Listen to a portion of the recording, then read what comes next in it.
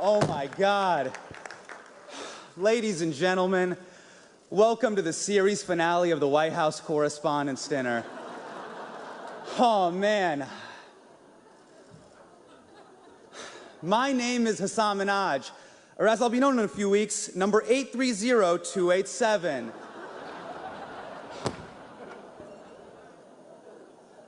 Who would have thought, with everything going on in the country right now, that a Muslim would be standing on this stage for the 9th year in a row, baby? We had 8 years of Barack. What's another year? I see you, fam. I see you, Barry. What you doing right now? You jet skiing while the world burns? That's cool. That's cool. That's cool. For those of you who don't know me, I am a correspondent on The Daily Show on Comedy Central. Now, I see some of you whispering to each other, what is Comedy Central? It's basically an internship for Netflix. I'd like to thank Jeff Mason and the White House Correspondents Association for having me. I would say it is an honor to be here, but that would be an alternative fact. It is not. No one wanted to do this. So, of course, it lands in the hands of an immigrant. It's how it always goes down. No one wanted this gig. No one. Don Rickles died just so you wouldn't ask him to do this gig, all right? R.I.P. to Don Rickles, the only Donald with skin thick enough to take a joke like that. R.I.P. to the legend. I'm sorry. That's my only Trump joke. I was explicitly told not to go after the administration. I promise you, that's my only Trump joke. You were not told that. Believe me.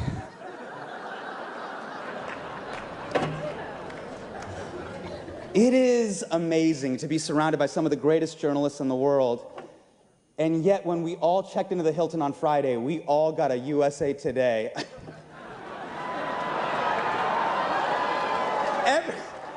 Every time a USA Today slides underneath my door, it's like they're saying, hey, you're not that smart, right?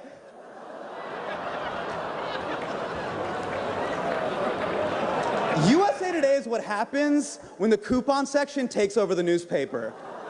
Like, what, is this an article about global warming or 50 cents off Tide? Either way, the pictures are so pretty.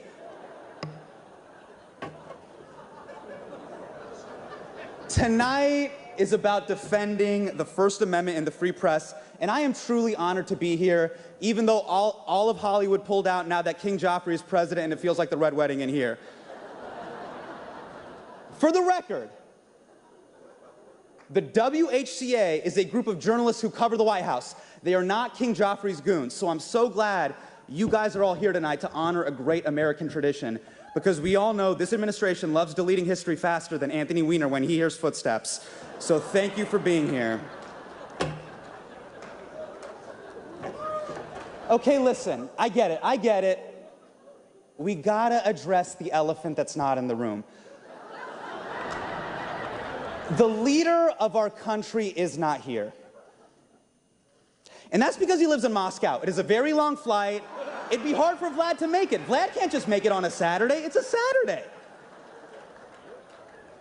As for the other guy, I think he's in Pennsylvania because he can't take a joke. Now, for the 9 people watching on C-SPAN, there also was another elephant in the room, but Donald Trump Jr. shot it and cut off its tail.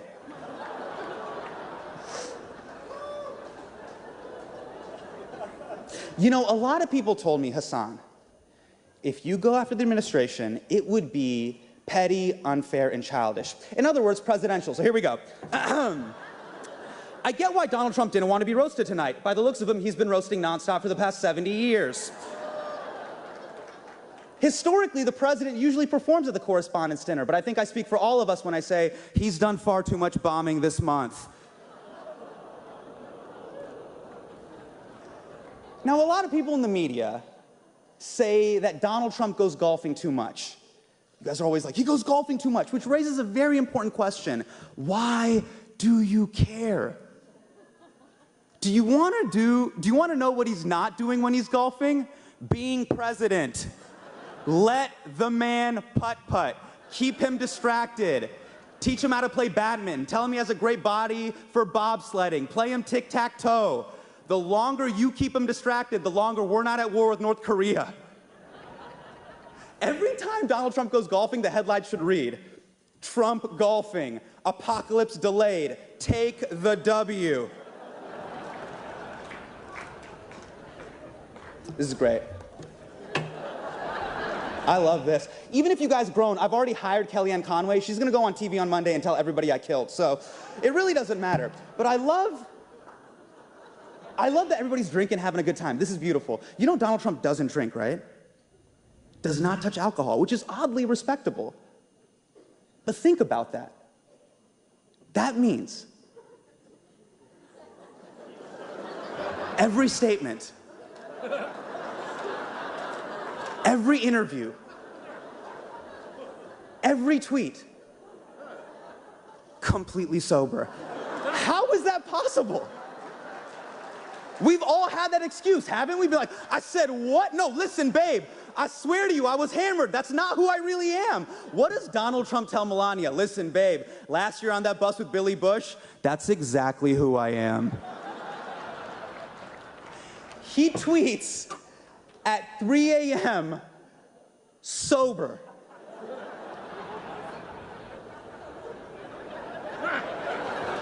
Who is tweeting at 3 a.m. sober? Donald Trump, because it's 10 a.m. in Russia. Those are business hours. You know, now that a professional wrestler is our president, anything is possible. You know that statement, anything is possible, used to have a positive connotation? Anything is possible. Now we're all like, anything is possible. Anything. The news coming out of the White House is so stressful, I've been watching House of Cards just to relax. I'm just like, oh man, a congressman pushed a journalist in front of a moving train? That's quaint. Now, it's not just the president who decided not to show up. His entire administration is not here. Betsy DeVos couldn't be here. She's busy curating her collection of children's tears. Now, a lot of people think Betsy DeVos is out of touch with working class America, but you listen to me and you listen to me right now, okay? Every morning, Betsy DeVos is up at 5 a.m. putting her children on their flight to school. So don't you tell me she's out of touch, okay? Hey, has anyone seen Rick Perry since he became energy secretary? I have a feeling he's sitting in a room full of plutonium waiting to become Spider-Man. That's just my hunch.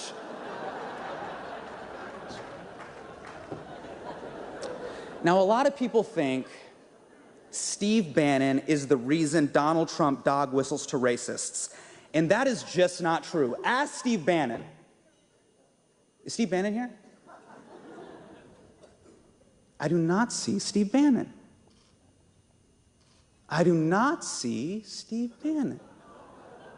Not see Steve Bannon. Not see Steve Bannon. Not see Steve Bannon. Frederick Douglass isn't here, and that's because he's dead. Someone please tell the president. Mike Pence wanted to be here tonight, but his wife wouldn't let him because apparently one of you ladies is ovulating. So, good job, ladies. Because of you, we couldn't hang out with Mike Pence.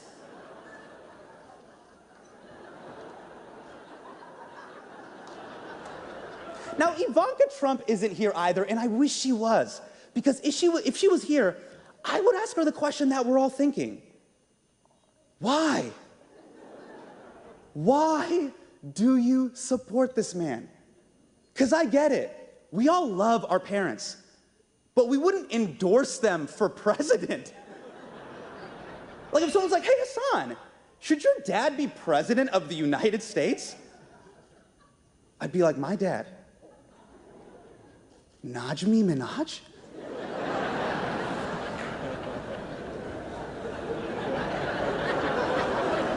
The guy who tries to return used underwear to Costco?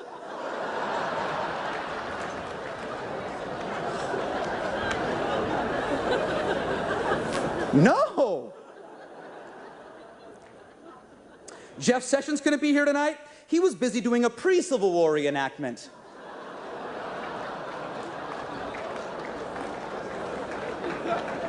On his RSVP, he just wrote no, just no, which happens to be his second favorite N-word. You know, even Hillary Clinton couldn't be here tonight. Hillary Clinton she could have been here, but I think someone told her that the event was in Wisconsin and Michigan, so. What? What? You guys, you know, Nate Silver told me that joke would kill. Nate Silver told me there was a 74.1% chance of that joke killing. I believed you, Nate. Did you hear that groan, Nate? You can't believe I believed you, man.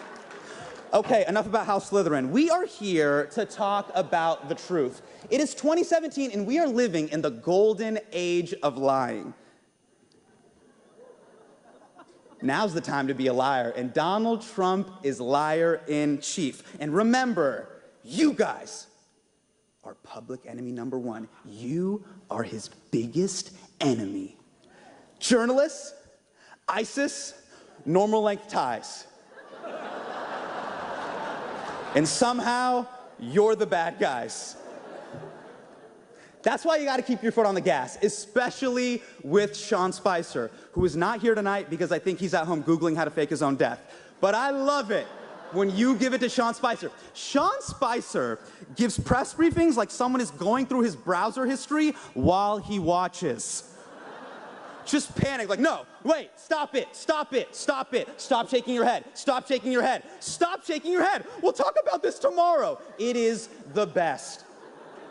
Now, you guys are laughing, but realize Sean Spicer's been doing PR since 1999. He has been doing his job for 18 years, and somehow, after 18 years, his go-to move when you ask him a tough question is denying the Holocaust. That is insane. How many people do you know that can turn a press briefing into a full-on Mel Gibson traffic stop? Only the Spice Man. Only the Spice Man. You know what's crazy?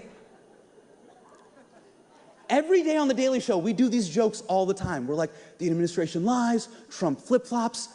It doesn't matter.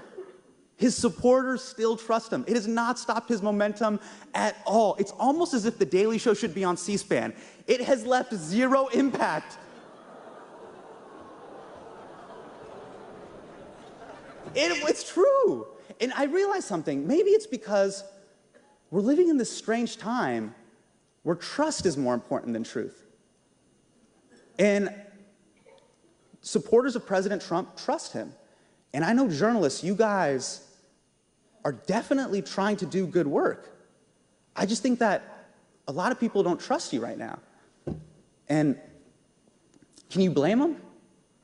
I mean, unlike Anderson Cooper's bone structure, you guys have been far from perfect. Remember election night? I mean, that was your Steve Harvey Miss Universe moment. The look on your faces at 11 p.m. on election night, it was like walking into a Panera Bread and finding out your 6th grade teacher has a part-time job there. I was like, what? Mr. Leddington?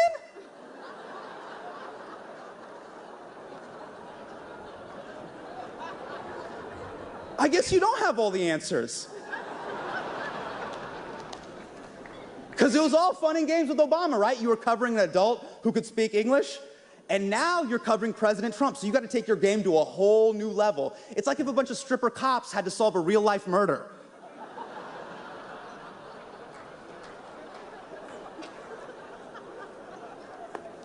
Fox News is here. I'm amazed you guys even showed up. How are you here in public? It's hard to trust you guys when you backed a man like Bill O'Reilly for years, but it finally happened. Bill O'Reilly has been fired.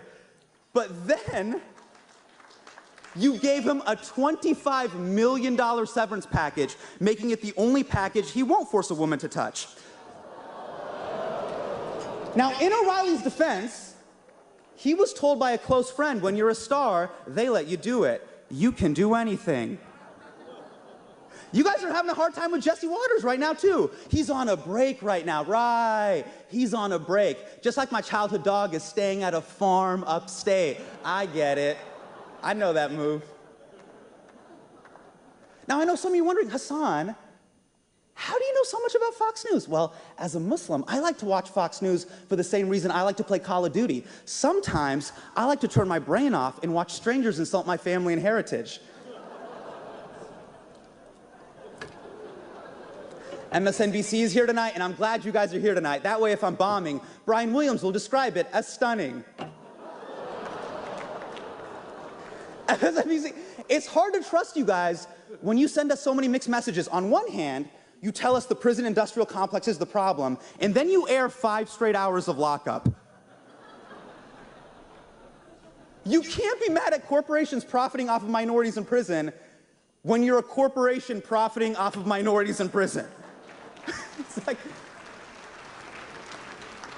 I have one quick request. MSNBC, please tell Rachel Maddow to chill about Trump's tax returns.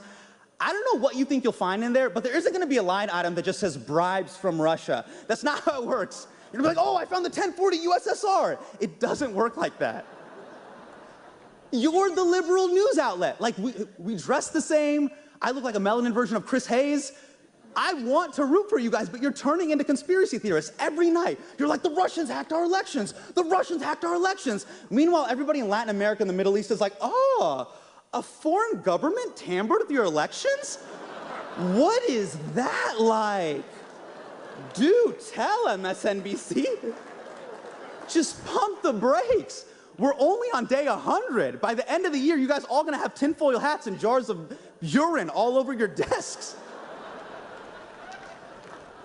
Now,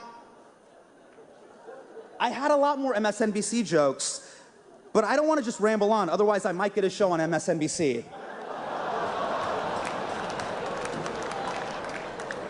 Last but not least, my favorite entertainment channel is in the building tonight. CNN is here, baby. Now, you guys got some really weird trust issues going on with the public. I'm not gonna call you fake news, but everything isn't breaking news. Yeah, you can't go to DEFCON 1 just because Sanjay Gupta found a new moisturizer. Every time a story breaks, you guys go to 9 screens, 9 boxes on the screen. I'm trying to watch the news, not pick a player in Street Fighter. It's giving me anxiety. If you have 9 experts on a panel, what is your barrier of entry? Here to talk about transportation infrastructure is my Uber driver, Gary. Gary, what do you got? It just says Gary, 4.8 stars. He's like, I don't know, I got a mint. Thanks, Gary. Let's go to the countdown clock to the next countdown clock. All you guys do is stoke up conflict. Don, every time I watch your show, it feels like I'm watching a reality TV show. CNN Tonight should just be called, wait a second, now hold on, stop yelling at each other with Don Lemon.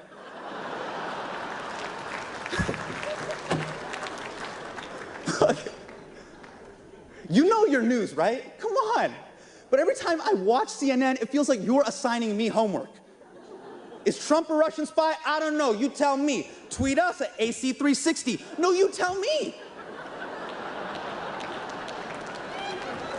I'm watching the news. But it feels like I'm watching CNN watch the news.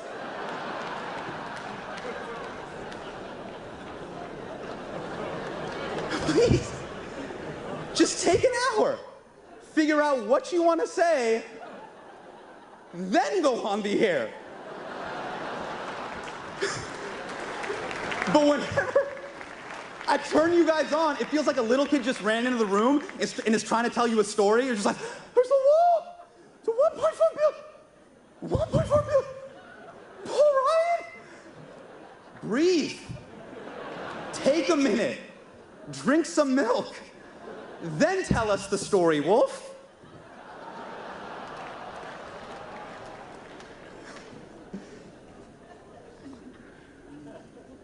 I know I'm busting balls.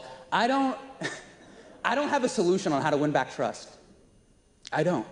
But in the age of Trump, I know that you guys have to be more perfect now more than ever.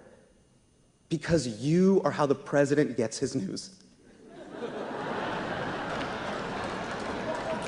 Not from advisors, not from experts, not from intelligence agencies, you guys.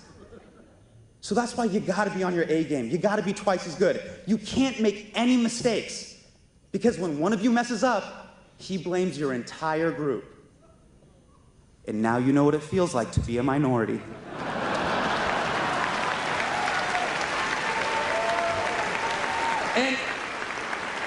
And I can see some of you guys complaining, like, what? I gotta work twice as hard for half the credit? Remember, you're a minority. You guys got a lot more experience than me, but I got 3 decades of being brown. So if you want to survive the age of Trump, you got to think like a minority. And now that you're a minority, oh man, everyone is going to expect you to be the mouthpiece for the entire group. So I hate to say it, but somewhere right now, all of you are being represented by Geraldo Rivera. See, now that you're a truly minority, there's a distorted version of you out there, you know. Taco Bell for Mexican culture, Panda Express for Chinese culture, Huffington Post for journalism. And then, when you actually manage to do great work, you get hit with the most condescending line in the English language. Hey, you're actually one of the good ones. Then you have to smile and say thank you. Kind of sucks, doesn't it? By the way, you guys aren't really minorities, you guys are super white, but I can see MSNBC being like, we got our minority card. No. But your work is invaluable, and I mean that as a fake journalist. I am rooting for you. We're 100 days in, 1,360 days to go. You guys are running the marathon, and I'm at the half-mile mark giving you tape for your nipples. So I'm wishing you nothing but the best.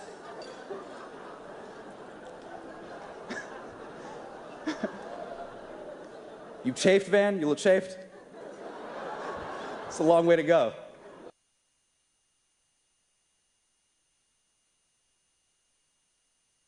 It's been one of the strangest events I have ever done in my life. I'm gonna be honest with you. Like, I feel like I'm a tribute in the Hunger Games. Like, if this goes poorly, Steve Bannon gets to eat me, but I was asked to not roast the president and the administration in their absentia. And I completely understand that. We are in a very strange situation where there's a very combative relationship between the press and the president. But now that you guys are minorities, just for this moment, you might understand the position I was in, and it's the same position a lot of minority kids feel in this country. And it's, you know, do I come up here and just try to fit in and not ruffle any feathers? Or do I say how I really feel? Because this event is about celebrating the First Amendment and free speech. Free speech is the foundation of an open and liberal democracy. From college campuses to the White House. Only in America can a first-generation Indian American Muslim kid get on this stage and make fun of the president.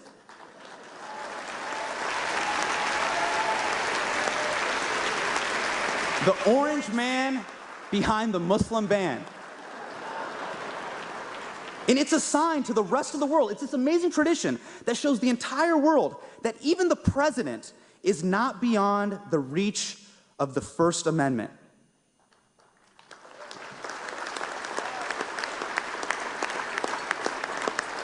But the president didn't show up because Donald Trump doesn't care about free speech. The man who tweets everything that enters his head refuses to acknowledge the amendment that allows him to do it. Think about it. It's almost, what is it, 11? It's 11 p.m. right now. In 4 hours, Donald Trump will be tweeting about how bad Nicki Minaj bombed at this dinner. And he'll be doing it completely sober. And that's his right. And I'm proud that all of us are here tonight to defend that right, even if the man in the White House never would.